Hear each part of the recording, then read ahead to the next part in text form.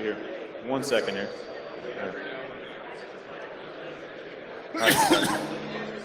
All right, everybody. Welcome to the third keynote. Right after this, we're going to break this room down into 3 different tracks.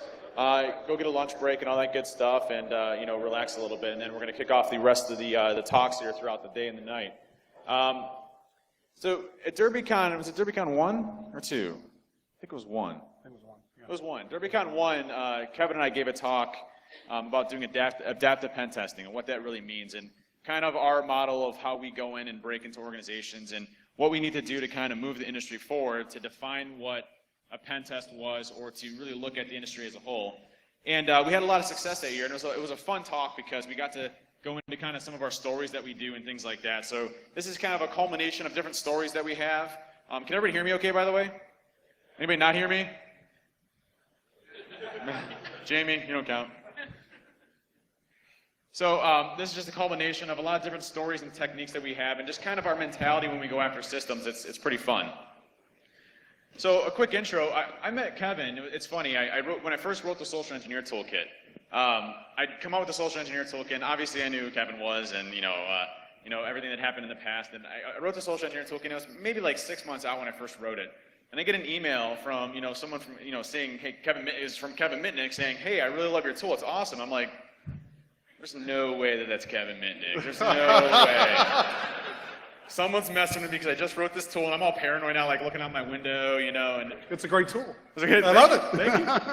And it turned out to be Kevin, and we became really good friends. And he's just been, a wonderful person that I've known throughout the number of years that we've known each other. And he's just, one of the nicest guys that I know. And it's funny. Thanks, I like to tell the story of. Is it okay if I tell the Copperfield story?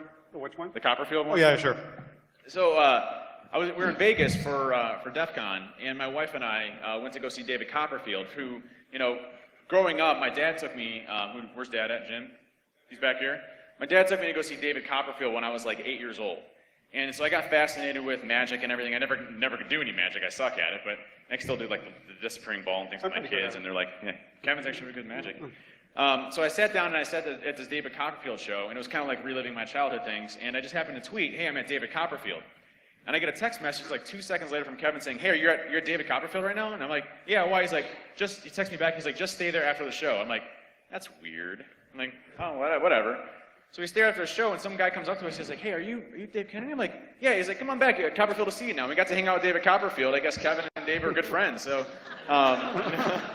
perks of knowing Kevin, I suppose. But I mean, that's the type of person he is, and who I've got to know. But I mean, he's the CEO at Mitnick Security Consulting.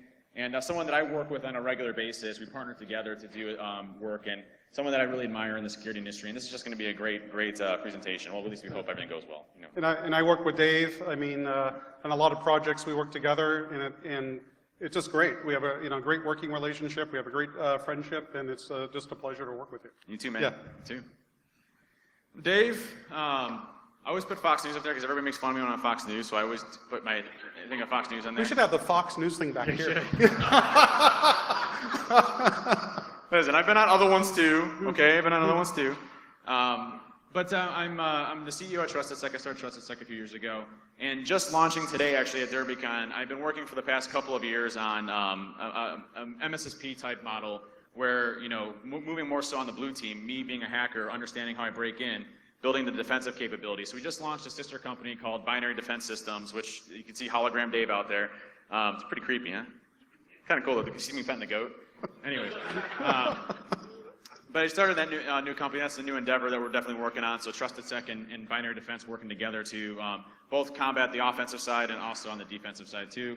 Been in front of Congress a few times and all that other good stuff, and created the Social Engineer Toolkit and yada yada yada. Special thanks to my dad. Without him, I wouldn't be here today.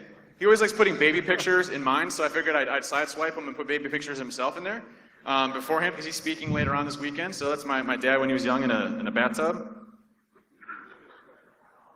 Yeah, look at that. Oh, yeah, I got some good ones. Yeah. Oh, yeah. You thought you were going to give me this year, didn't you? Ah, jeez. Well, this might have backfired a little bit. No idea why that's there, Dad. No idea why that's there. No idea. It's a pretty evil-looking bunny. Sorry, it's an inside joke. I'm still going to get spanked after this, but that's right.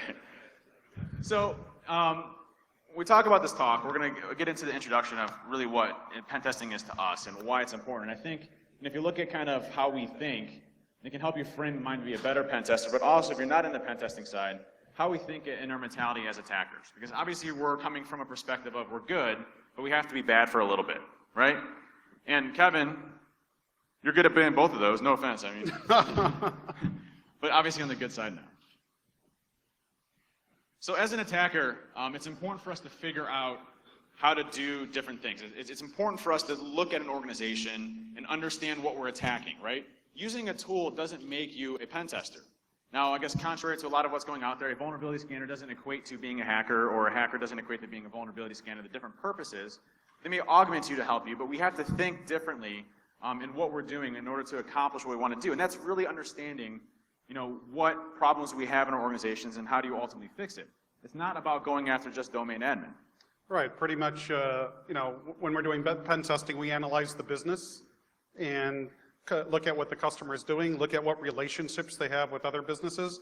Like, for example, if it's in scope, we'll actually go after a partner business that might have an extranet between the two and go after the weakest link in the chain.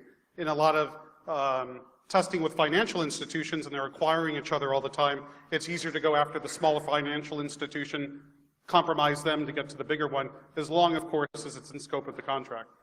Right, so. And so, talking about adaptive pen testing, the first thing I was getting into is PowerShell, because it's one of my most favorite things and topics. And we're going to go through a bunch of different scenarios of how we break into companies. One of my personal favorites is PowerShell. And it pains me as a hacker when the company's still using Windows XP, because it's actually harder for me to hack Windows XP than it is to get Windows 7. And that's not because of any horrible things, just the addition of PowerShell makes it a lot easier for us to do different exploitation methods.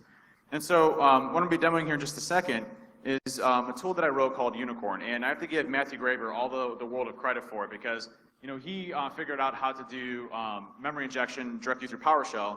And a couple of years ago at DerbyCon 18 or something, we did a talk on PowerShell and how to get around execution restriction policies and a bunch of other stuff. But what this is good for us for is anytime you have any type of remote command execution, you have to fight things like antivirus and application whitelisting and stuff like that. In this case, what this tool does, and you can download it from GitHub and TrustedSec, is it literally generates just a copy and paste string, a blob that you can paste into a command prompt, and as long as they're running Windows Vista or above, or Server 2008 and above, and a lot of times Server 2003, they'll install PowerShell tools on there as well. It'll give you a shell directly into memory without touching disk, and you don't have to worry about things like antivirus or anything else. It also gets around application whitelisting, because why? PowerShell, right? PowerShell's whitelisted, running on that PowerShell process, so we don't have to worry about it. So this is a really quick demo on the PowerShell injection technique. And again, you can just get this from the GitHub on TrustedSec. And it's super, I went down to my roots and I did the whole ASCII art unicorn.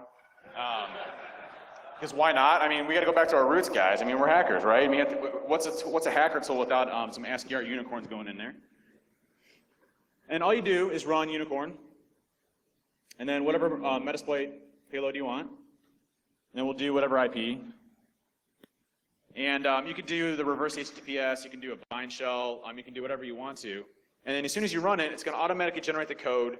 It's going to embed your IP address and everything into it. The shell code's going to get generated. It's going to cast it Unicode, base64 encode it, and then it's going to export two files. You get PowerShell_attack.txt and unicorn.rc. Unicorn.rc is just a resource file for Metasploit, so if you just want to create your listener, you just do a -r and it runs it for you. I want to show you what this code looks like real quick. That's it right there. So you copy and paste that into whatever you have. Let's just say you're using, you get a SQL injection flaw, and you get access to the XP command shell store procedure. You can just copy and paste that into your XP command shell store procedure, and you get a shell coming back at you.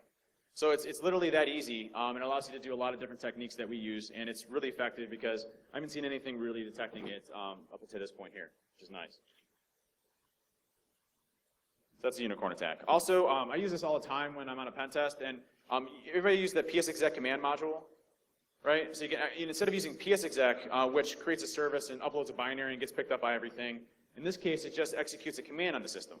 So you can just hit set command and then copy and paste that PowerShell command, and it supports our hosts, which means you can spray the whole network with it. So you spray the whole network with your credentials, and now you just have a million shells raining back in PowerShell for you. So it works out beautiful. So a lot of different techniques to use when you're doing those type of ones. It's awesome. Oh yeah, when I remember we were working on a recent pen test, and we're using PS exec, and it's kind of, if you look at the process list, it's obvious somebody's PS execing into the box. So then I go, oh, I don't like this. I got to change the service name. So we basically got PA exec, which is open source, modified it so we could change the service name on the command line, so we're no longer PSEXE or something else, VM tools or whatever you want to be. And so, it didn't take long to modify the code. And then I was in Seattle a couple weeks ago, and and I didn't realize this was already built into PS exec. So, because I used an old version of it, so I was sitting and having lunch with Mark Rosanovich, and I go, yeah, man, I had to modify your tool a little bit with the open source version since you don't release source code, so I could set the service name. He goes, oh, Kevin, I just put that in. So it was already done, and I didn't know it. But, yeah. It's these little things, because when you're attacking networks, one of the things is we like uploading our tools, right? A lot of the AV products detect these tools, so now we have to bypass AV. And a crazy story happened on one of my recent clients. We're working on a pen test for a while, and then I get this urgent call because on one of the domain controllers, there was McAfee detected PY injector. And my client calls me and goes, is this you guys? I go, no, we're not using PY injector. That's not us. That's more on a client-side attack. And so we were really concerned that they were actually compromised at the same time. And then when I started poking around, I downloaded the offending executable, put it in Wireshark, and I looked at it, went to one of our old IP addresses from 3 years ago. So when I pen tested the client 3 years ago, that executable was actually left somewhere. McAfee triggered on it 3 years later. Clue, I'd maybe switch off something from McAfee, switch to a different AV vendor, but in any way, it was kind of like, oh my God, something's wrong. Then taking a look at it, and it's my own code from 3 years ago to going to some old IP address. So that was crazy. That was funny. But at least the scary incident was obviously resolved. So 0 days, huh? I don't know anything about those. So when we talk about going the 0 day route, it's an interesting one because when you look at pen testing today, we typically don't go down the route of 0 days, right? Traditionally. I mean, we look for flaws that are already there because what does it benefit a customer to do in order to gain access to them with a 0 day? Can they actually fix that, or can they prevent those type of things? Well, we actually do, because when we go a little bit further, if a customer is running a network service that happens to be open source, we'll go out if the customer funds it, and we'll look to see if we could exploit it. And we'll actually, and we found in the last, I'd say, year, maybe about 4 0 days, and we actually report it to the client. They're paying us for the work. We report it to them, and it's up to the client to do what they want to do with it. Usually, you think they report it to the vendor. I don't know. Yeah. But there, it's actually a work for hire, so technically, I'm not allowed to do anything further with that. And that's, and that's what we have to think about too. I mean, when you're going after web applications, you're going after a completely dynamic application that's custom coded for that company. You're going after a web application that hasn't been tested before. So you're discovering 0 days in an exposure there already. Traditionally, it's going to be SQL injection or something else, right? But at the same time, we have to have those capabilities at our arsenal that we can simulate those attacks, find vulnerabilities, and find and attack them. And that's important because we need to understand the level of risk that we're going after a company in order for them to detect and defend. And this is real world scenarios. Everybody says, well, hey, we're not going to get hit with the 0 day. We're not going to get hit with the 0 day. It's not necessarily true. We've seen a lot of attacks happening over the past, and it's not like the APT China stuff. It's like, hey, they found a SQL injection, flaw on our site, and they used that to pivot into a system, and then they reverse engineered one of our binaries, and they got access into the other systems because we had hard-coded passwords in there, right? Still a 0 day in some way, shape, or form, but different ways of getting into it. And so, so when we're doing pen testing, usually my clients allow me to really simulate a black hat team going after them. In other words, they don't just say, get domain admin and stop. They want to know exactly how I can compromise the business. And in most cases, once we get privileged, we go after the password store. Because in every business, the passwords are somewhere, all the privileged passwords. Either the administrator's putting an Excel spreadsheet, maybe they're encrypting it, maybe not. Maybe they're using password manager tools like KeyPass. By the way, raise your hands. How many people have found that Excel spreadsheet with the usernames and passwords in there before, yeah? Wow. Right. It's like 90% of the room. I just tested a major bank. We got in and found on the IT share, which was shared amongst all the IT department, all the credentials for inside, all the credentials for the outside vendor, all the PGP keys, because they use GPG inside, everything unencrypted. It was crazy. But I do have clients that actually buy products. One of them is a commercial password product. I'm not going to mention the name, but companies make mistakes, and this particular company made a mistake of putting their password vault in their VM environment. So of course, once you get domain admin, you compromise the VM environment, you basically clone the machine, offload it, game over. But we actually go further because our clients allowed it. We backdoor stuff. Once we get in, once we get domain admin, usually you can get to all the admin boxes, and we'll backdoor PuTTY to get the credentials. We'll have to post the certificates out to our server in the cloud. We'll backdoor KeePass, we'll backdoor Password Gorilla. In fact, in a recent test, one of the, I believe a database administrator, he used LastPass. And with LastPass, he used two-factor authentication. If you just use LastPass with the master password, you can just put a keylogger on the box, game over, as long as you have system privileges. But I wanted a way to get this guy's passwords on a continuous basis, and the guy used two-factor authentication. My argument is whenever you're using the same device to put in a password in two-factor, and you have privileges over the device, you can never stop an attacker. So I could try demoing what we did with LastPass. With LastPass, it's really easy, because in another test that we did, the clients were in a Mac OS X environment. Well, the extension is owned by the user. So any of the extension files you can modify. If you're in the Windows environment, you have access to all the JavaScript and to all the files in the HTML and JavaScript. It's really easy to look at the code. It's not that not so obfuscated. And modify the code to basically steal all the credentials after the person authenticates. So I'll just do a quick demo. Hopefully this will work because I had some caching problem. Is my machine up? Yep. So we'll go ahead. Oh, let me explain how it works first. Basically, what we do in this particular case is once the target authenticates with the master password, we're using a mouse over event. When they use the mouse over event, basically we base 64 encode the password and send it over to the machine in the cloud.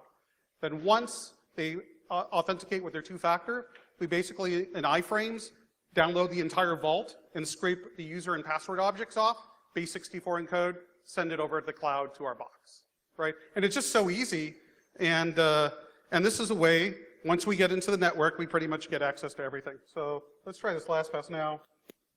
I have over here, let me see if I have the VNC connection up. So over here I have burp. Why do I have burp running? Because with LastPass, on their manifest file, they have a certain domains that are built that are allowed, right? LastPass, and there's one called rodan.lastpass, right? It's only unfortunately just HTTPS, so we actually have to install a burp CA cert on the victim's machine. We have to modify their host file to point to rodan.lastpass.com because that seems to be an unused host. So we'll go ahead and use it for our purposes, right? So after the setup's done and after we put our modified JavaScript and modifying a couple HTML files, we're ready to fire it off. So go ahead, hopefully this will work. I had some issues with caching earlier. Hopefully, always when you do a demo, there's a possibility of failure. Hopefully this won't fail. So go ahead and put in the LastPass password. I can remember it. Log in.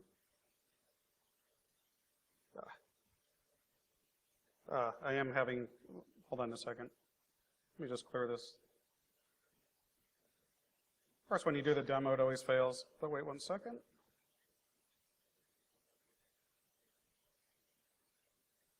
Let's try it again.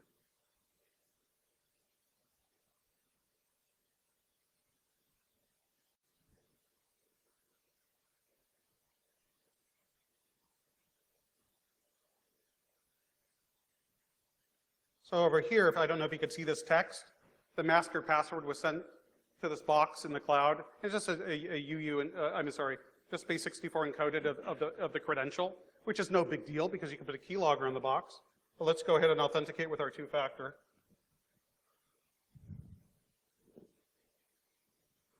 which is it's just set up with Google Authenticator in this particular case. Oh, of course it changes. Second.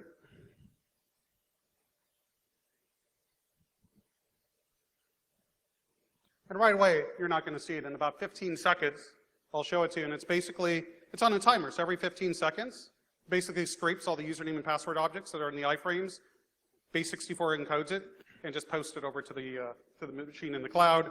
And it keeps running every 15 seconds. That way, if the user changes their credentials, I always get the new ones. So the whole object, the whole reason we're doing this, go back, we should see it pop up it should pop up in about 15, 20 seconds. The reason we do this is because when we're pen testing the client, we actually try to get access to all the privileged passwords in the entire environment. Of course, once you're a domain admin, it's really not that hard. So these are the type of tricks we use, and we go further in our pen testing to be able to leverage this stuff. Now, as you can see, these popped up, and I only have about 6 credentials in here, and we have these fields, data 0, data 1, data 2. Those are each cred. If you want to see what it looks like, if you decode it, one of them, I did this earlier, so I didn't have to cut and paste. Over here, we have the base64 encoded, and we decoded, and the username is tomcaseraleigh@gmail.com. Password is DerbyConRocks. Why Tom Case? That used to be my identity years ago. Anyway, that's a different story. So the whole idea is once you get privileged access, you can get everything. Doesn't matter what password manager the target is using, LastPass, OnePass, doesn't matter if they're using any type of these password managers, especially if they're using commercial ones. If they configure it incorrectly, again, you could get access to the keys to the kingdom. And that's kind of what we do in our adaptive pen testing, is we not only get in, we get access to everything. And that's what the client wants, because that's what they pay us for. Go ahead. So Kevin's example there was great on how to get credentials from an authentication or elevated permissions, right? What if you're in a tight environment where it's Citrix only, they're in this tight, confined environment where you have access to nothing, and you social engineer a couple people through spear phishing, they click on a link, and you're sitting inside Citrix. What happens then? Well, you own Citrix, that's right. So there's a couple of techniques you can use for post-exploitation and whatnot in order to get elevated permissions. Now, this is one that I found when I was doing a pen test, which was really interesting. I've never ran into something called IBM Communicator. Anybody ever heard of that before? Yeah? So I guess this is probably a 0 day, by the way. Anyways, we'll see. When I went through and I looked at the processes, when you go through an interpreter, for example, and you look through the process, what happens is when you log into your account, you see user accounts that are spawned in the context of your account itself, right? So you can see your name that you social engineered. So let's just say Bob. I got Bob's account. I can see Bob's username inside the process list, which is where it's whited out there. And then you can see the actual path of where it installed at, right? So you can see this, the service path where the executables at for kicking off the service. Now, when I was going through this, I noticed something really weird. I was like, that's weird. You guys notice here on the bottom, in the middle there, where it says C program files / IBM Communicator, whatever, and there's no name there? Why is there no name there? It's weird. So I'm looking at it and I'm like, that's strange. So what I did is I just migrated to that process, and I did a process list again, and I was running as a different user. And I'm like, well, that's really weird. So I did a process list again, saw a few more, migrated to that, and I was running as a different user. I'm like, oh, okay, I'll just keep looking. So I kept checking out these credentials and going to different ones, and logged in and had one with local admin rights. Great, easy. Dump the SAM from there, hop into other systems and whatnot. So apparently IBM doesn't protect memory at all. So you can migrate to any user's process space without an issue as a really limited user account with no access to the rest of the computer. I mean, I'm talking, I was as limited as a possible user you can possibly get. I couldn't even type in a command prompt. It was that limited of a user, right? So you can migrate to that, get access to that, and then from there further compromise. But just looking at things differently, it doesn't mean it's like some highly sophisticated reverse engineered 0 day where I spent 6 months writing an overflow. It's something simple that I noticed that was out of the ordinary. Would you have done that as a pen tester? Would you saw something like that and just said, hey, that doesn't look right, investigate and move forward on it? So that was a fun one that we just did recently. So when we talk about targeting companies and individuals, this is always a good one. Maybe know the whole Jigsaw thing here. There's a Jigsaw module that was released that you can extract, usernames. So basically, this is a Salesforce service where you can query a company name and it gives you first name, last name, point of contact information, everything. And what they did is they changed their APIs around so you can no longer query those for free, right? And that's fine. But a little weird thing that I saw here. Oh, I need internet here. Yeah. Feel free. Thank you. Yep. So one thing I noticed is we do in URL, connect.data.com. Oh. How's that? There we go. Thank you. Mine, it wasn't working. So if you go to in URL, connect.data.com, and then just put in like Apple, for example, the first link here, just click on. And you get all the contact info. So you have first name, last name, what position they're in. So as an attacker, right, what am I going to do? Look at their position. That's your phishing target list. That's my phishing target list, right? It's exactly who I'm going to go after in the company. And it's just, it's in Google. It's all good to go. So lockdown APIs. Right? And what's cool is when you're doing phone-based social engineering, now there's a story to this, is several years ago, I don't know, 1 or 2 years ago, Chris Hagnaghi, I don't know if he's in this room, he asked me to do the social engineering capture the flag contest. And I go, that'd be fun. I get to, see if I could, how many points I could score. So he gave me the target company, and then I sat back and thought, well, this is all phone-based social engineering. How am I going to get credibility if I want to get, if the target wants to verify that I'm a legit party, how can I gain instant credibility? Well, nowadays, everyone goes to Google, right? So in this particular case, the target company that I was supposed to do my CTF for was Microsoft, right? And I'm doing all the preparation for this, and I'm about to do the CTF the next day. Then I'm a little bit worried because I'm kind of familiar with the law, because I had some dealings with them in the past. And here I'd be calling them, getting information like their internal numbers, and maybe leveraging that to get some other piece of information. And there's a statute on the books called the wire fraud statute. And basically, if you make an interstate phone call and you obtain someone's property or money under false pretenses, it's a federal offense. And the courts have ruled confidential proprietary information of a company is actually their property. So I call up, use social engineering using an interstate device, and I get our private information of the company. It's a federal felony where you can get up to 30 years in federal prison. I really didn't want to go back. So I was thinking about this, so we went down to the EFF and asked them. I go, is this really cool for me to do? Can I get into any trouble whatsoever? Because how I'm familiar with the law, I think it's kind of a gray area, and I don't want to be in that gray area. And the EFF says, we can't give you legal advice.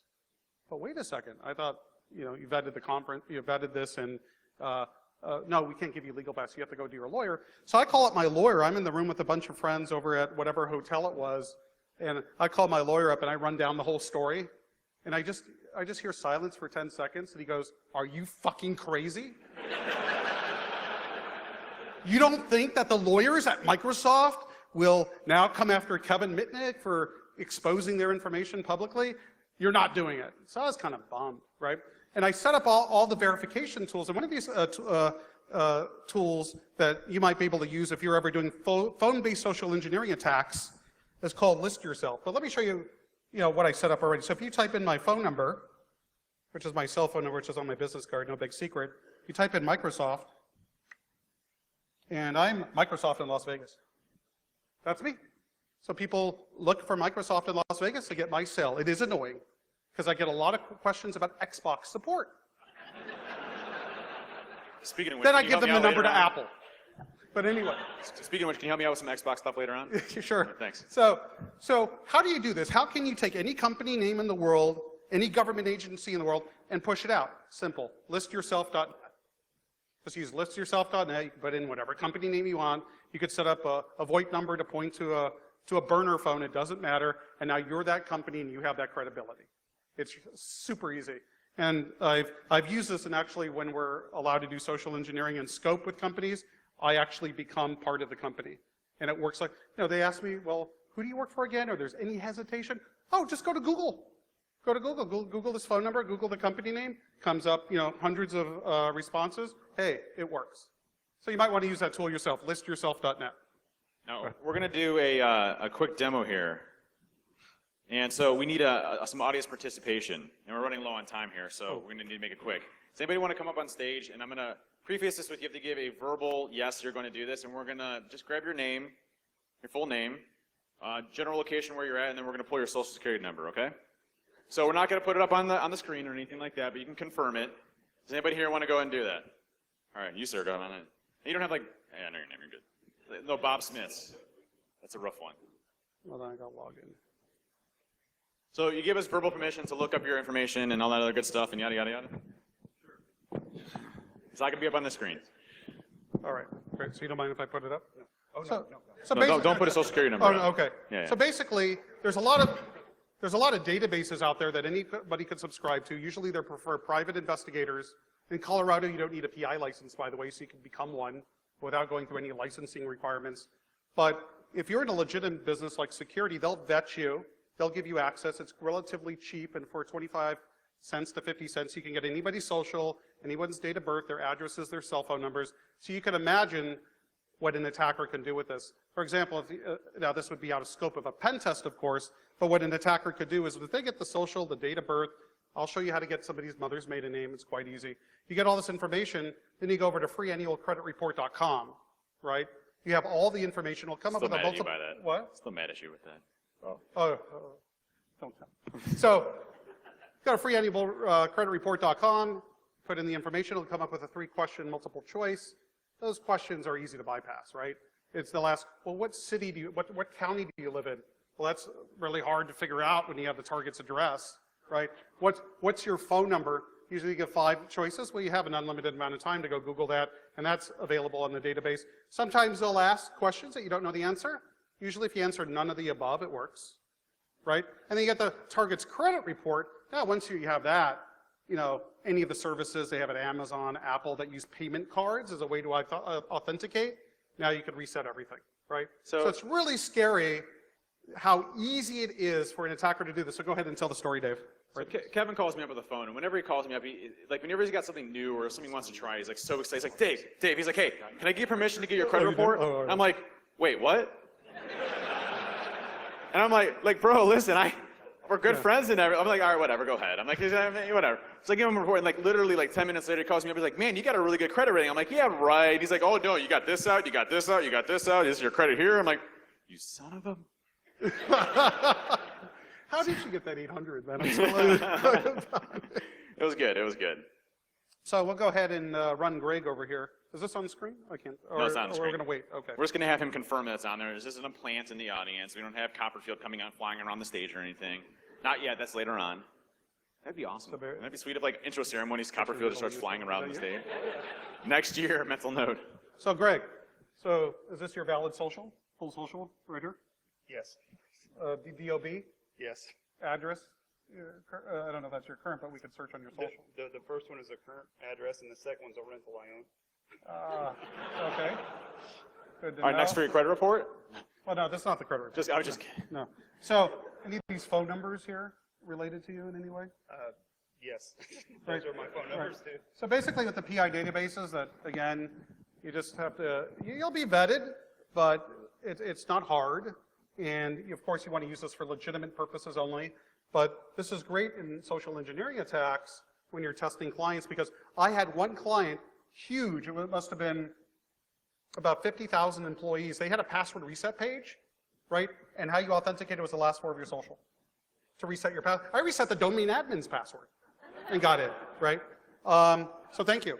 All right, I guess we couldn't show it, I'm sorry, right? Let me show one other thing. I'll show you one other thing though, that I can show. I'll just run it on myself. All right, so this is kind of cool to get mother's maiden names. So can I put it on? You got the other one closed out, just making sure. Oh, hold on. Well, let me authenticate first. Wait, make sure. Last thing I want, man.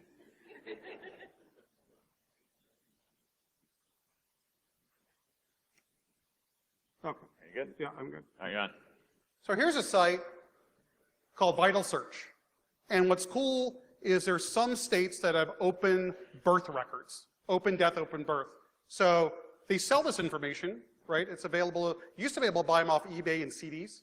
So you can, in many, California, Texas, Kentucky. Wait, Kentucky's actually on the list too. So what you can do is you can get a target's mother's maiden name, which again is used for, obviously, as password reset questions, questions and answers. So we'll go ahead.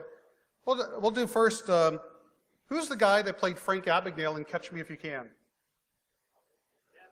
DiCaprio, okay, let's look for him. So DiCaprio here. And then Leonardo. Let's go ahead and search on him. There we go. So if you can see down here, Leonardo DiCaprio, his birth date is 11/11/74. His mother's name is Indeber. So this works. California, Kentucky, Texas. There are certain states that have open birth records. California's a great one, right? And so now you get the target's mother's maiden name. You could leverage that to get access to information. Oh yeah, it looks like it. It's all SQL queries. It's all SQL queries. I was looking at it, I'm like, that's a straight SQL query. Oh yeah, I saw that too. It's tempting. It's like, boom. But I paid the $60. Right. $60 is cheaper than 1 hour of lawyer time. Much cheaper. So wrapping things up here, when we talk about pen testing, and what I recommend as far as references is the penetration testing execution standard is an excellent resource to kind of get your mind framed around how you think. And there's a lot of the founders in here. We're making updates now, so we're going to be coming out with different releases here soon. Nickerson's here, Ian's here, a lot of the people that helped kick it off. Great way of thinking. But really, we have to get away from going down the automated scanner routes, which is just pushing things out, looking at things, and then slapping a bunch of vulnerabilities out. It doesn't do us any good. We have to focus on understanding how we think as attackers in order to really start to protect ourselves and defend against it. And that's adaptive pen testing. Right. You want me to tell the Mitnick story real quick? Oh yeah, that's the last one. Oh. Last one. So I have a client, and they're a fantastic client. I worked with them on a couple of occasions, and they hired us to do obviously a pen test. But before and later on, they brought me in to do a keynote on social engineering. So I kind of showed the hacker's playbook. I showed SET. I showed a bunch of things. And then they decided, oh, okay, now that you showed us all this stuff, we want you to try to see if you could use social engineering to target our network, right? And I go, okay, just make sure you don't tell anybody, right? Because I already did a keynote, so I certainly don't want you to tell anybody, because then it obviously will ruin the results of the test. So basically, we tried a few attacks. We did against IT, and they failed. A couple of executives, they failed. But then we learned that this company recently brought in a very well-known speaker to present at their company. And so I thought, well, let's find out who hired that person. So find out who hired the person, found out where that speaker was represented, because you have different speaker agencies. And then then we just figured, we'll just go after like accounting, human resources, because they're usually an easier target. So we sent a spreadsheet, expenses, right, for the recent speaker that they had. And of course, this was a very old school attack. Basically, when you open the spreadsheet, you don't see any numbers, but in the email it says, if you don't see the numbers, just go ahead and click Enable Macros, right? Very easy, simple attack. Basically, got into this person's machine, did the one-pass trick. This was able to backdoor one pass the same way we did last pass, got the credentials for that machine. Then I was able to log in. They used a product inside the company where they would chat with other departments. So I could see from this person's machine, I could log in and see what IT's doing, I could see what accounting's doing, I could see what development's doing, and I'm sitting there watching for months. Yeah, and then, of course, they had a search function, so I searched on the name Mitnick because they didn't tell anybody that I was pen testing, and there's all this information about me, and I go, oh my God, so people do know. And, their cars would drive in the parking lot, immediately go, maybe that's Mitnick's team. They were really paranoid, right? It was kind of funny. We always were thinking, how can we remotely increase the paranoia for fun, but we didn't want to waste our money. Right? So we're just weighing in late, where we're looking at all the operations. We learn more about what the problems are of this particular company, who's communicating with who, because that would help us leverage a better attack to get to a developer who had more privileges in the company. So it was funny because some of the first attacks failed, and so a lot of people thought, oh, that was stupid attack. That was like, so imbecile attack. So they gave me the nickname Mittens. And what in the Mittens was they'd have this picture of this, like a cross, going to be this guy wearing mittens like you can't type on the computer, right? So, so we're kind of laughing, oh, that's a cute nickname. So eventually we pwned the company, right? And then later on in the test, we find a web application vulnerability, and we were able to upload our own PHP code to the web server root, and we named it mittens.php. So the client calls me, goes, or emails or calls, he goes, are you pen testing right now? Because there's this file called mittens.php. Is this you guys? Who else is it going to be? Right? So it was kind of funny because by doing the surveillance, you kind of, and this is over a long period of time, you look at the operations, it was kind of interesting to watch the conversations, particularly about what we're doing in our pen test and where they were trying to predict our next move.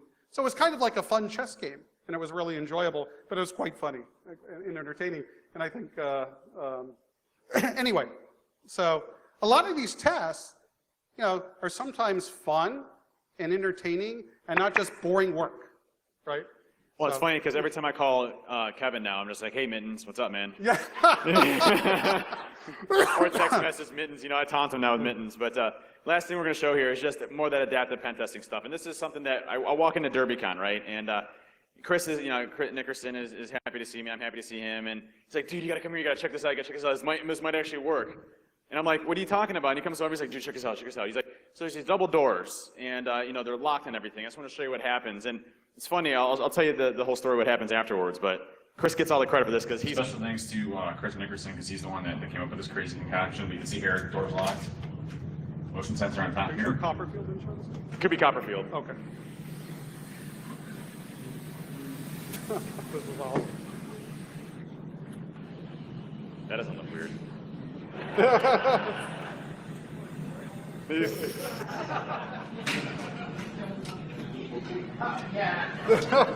That's awesome. I'll look from the other side. Hey, round of applause for Chris right there. That's Chris.